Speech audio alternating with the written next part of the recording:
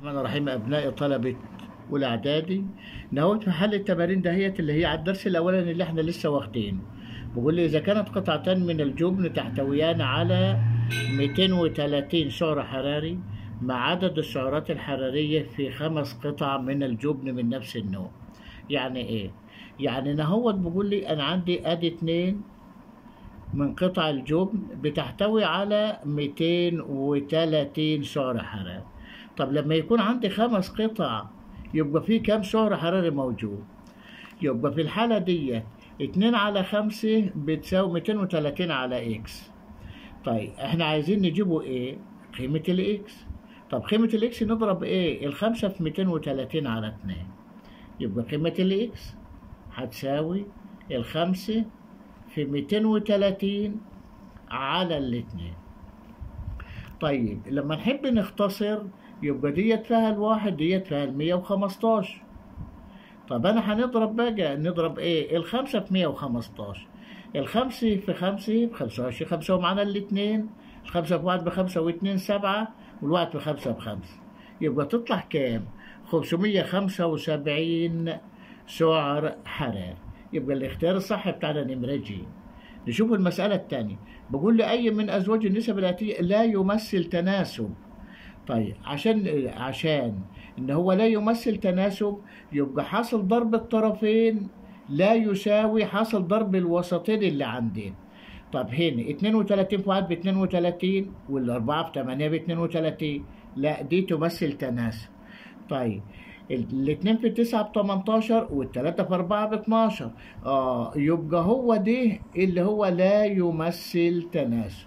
يبقى ديت اللي هو لا يمثل تناسب. تمام؟ يبقى النسبة الأولى ما بتساويش النسبة الثانية. طيب إذا كان 35 على 21 يساوي الإكس على 3، فكم تساوي الإكس؟ يبقى احنا اتفقنا يبقى الضرب التبادلي هنشتغل بيه في جميع المسائل. يبقى التلاتة في 35 على 21 عشان يديني الإكس.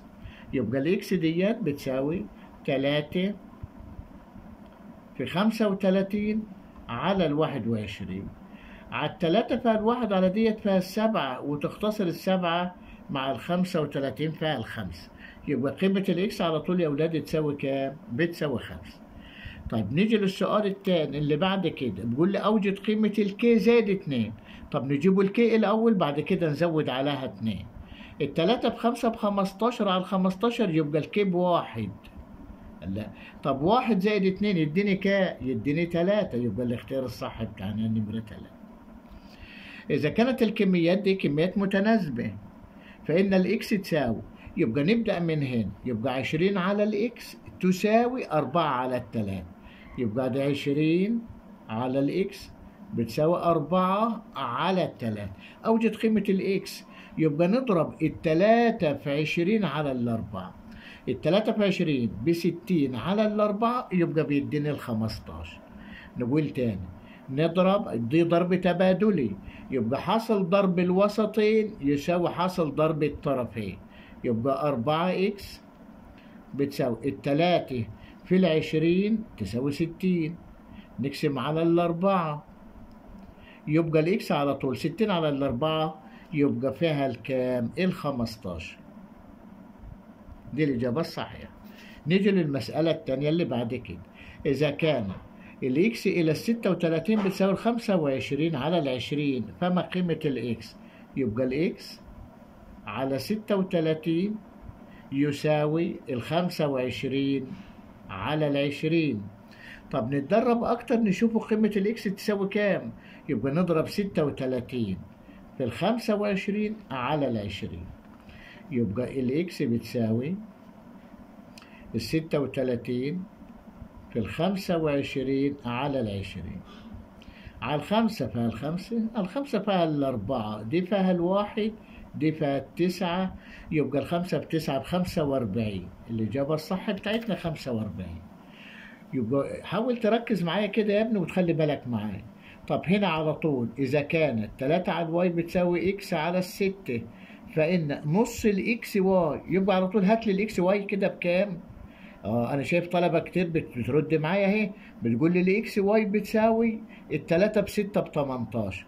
يبقى قيمة دي 18. طب هات نص ال 18. نص ال 18 بتساوي 9. طب كده كويس خالص. طب لما نيجي نشوف المسألة التانية اللي بعد دي، اكس زائد 7. طب هات لي القيمة دي على بعضها شوفها بكام. التلاتة في 4 ب 12 على الواحد فيها ال 12. يبقى اكس زائد 7 تساوي 12.